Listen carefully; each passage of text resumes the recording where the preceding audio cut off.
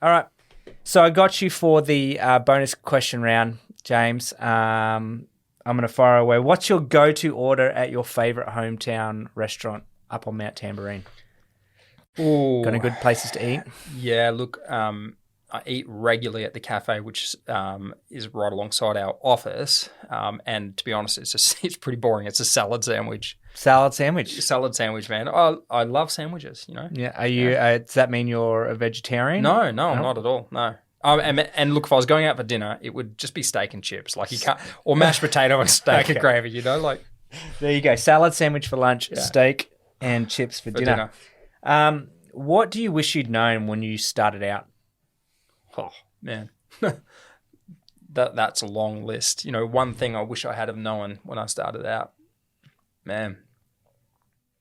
I think it's the challenges, man. It's hey, just because it's hard doesn't mean it's not working, you know? Right. You know, I like that. I think we're kind of taught that, you know, maybe it's not working, maybe you should change. And what I've learned is perseverance, you know, learning from those challenges is some of the greatest things that I now know have come out of that, you know. Thanks, man. I like. What are you curious about right now? Oh, man, there's so much I'm curious about, but I'm really curious to see, you know, our particular industry, how we come through, how consumers come through. You know, what do we take away from the fact that COVID and the slowing down of industry meant that in India you could see the sky, which you haven't been able to see the sky in for who knows how long. So what does that say to consumers? You know, from they're not back into the Black Lives Matter thing. Like, what does this say to us as a community, and how does this impact retail and our spending behavior? I'm really curious, but I think that they're deeply connected in the way that we relate these world events to how we behave every day. But I think it takes time. So I believe a percentage of customers, well, a percentage of people will become customers that wouldn't have before because of these events. Yeah. But how big, how many, I don't know. All right. I can't wait to find out. Hopefully, hopefully, I believe in the best of humanity that they will see these things and realize it's that they can do something about it. What's something that you failed at recently? Oh, man, being a husband.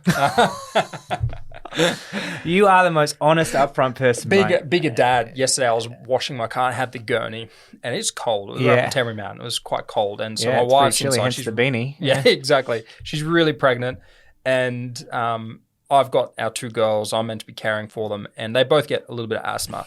But I'm there gurning it, and they're having fun running through the spray, and I'm not thinking about it. They're sick and saturated. cold.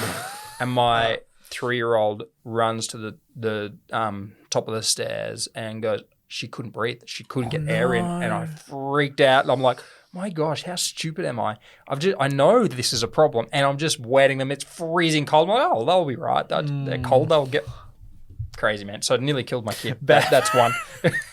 I got heaps more. You and me both. Yeah. If you could live in another country, where and why?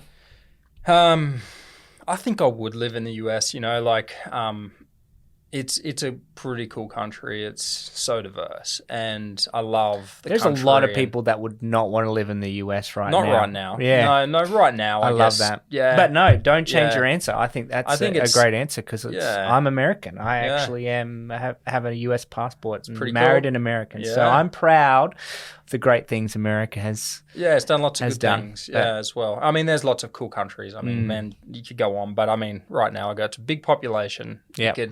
You activate the US into more of these kinds of initiatives like we're doing, and far out, man, that changes the world. It does, man.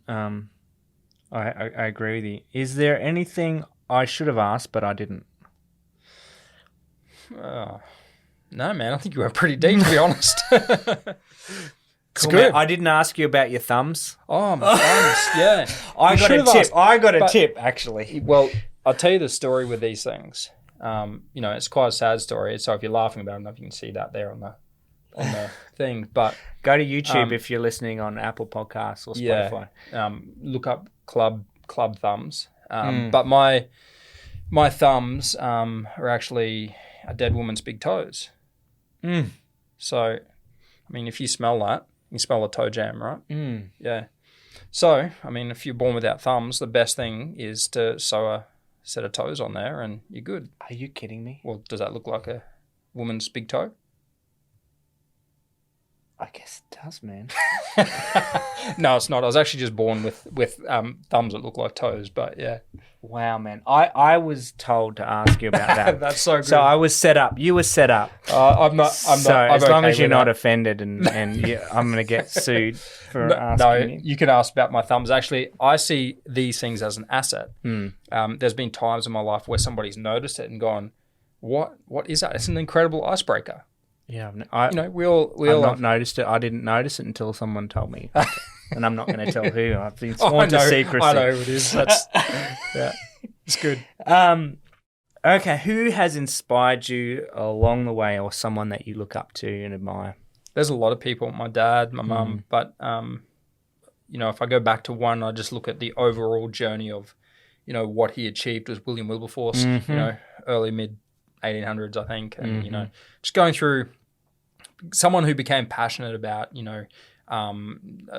ending slavery as they knew it at the time with the transatlantic slave trade, and he fought hard, and I believe essentially lost his life, eventually to that because of, I imagine how difficult it was. But he said something that my wife often reminds me of, which is if you want to change people, you first need to change their affections. And so we can go out there and try and shove people into our way of thinking about a situation, or we can try and lead them in by changing their affections, and that's through education and just presenting them with another side of the coin, And so I think that's really, I've taken a lot on because naturally I want to get the baseball bat out and go out there and, get into it. But and there's certain people that deserve the baseball bat, that's for sure. Well, no, maybe not, but yeah. Awesome, mate. Thanks for answering those bonus questions. Yeah, all good. For being here, man. No dramas. Alrighty. Awesome, man.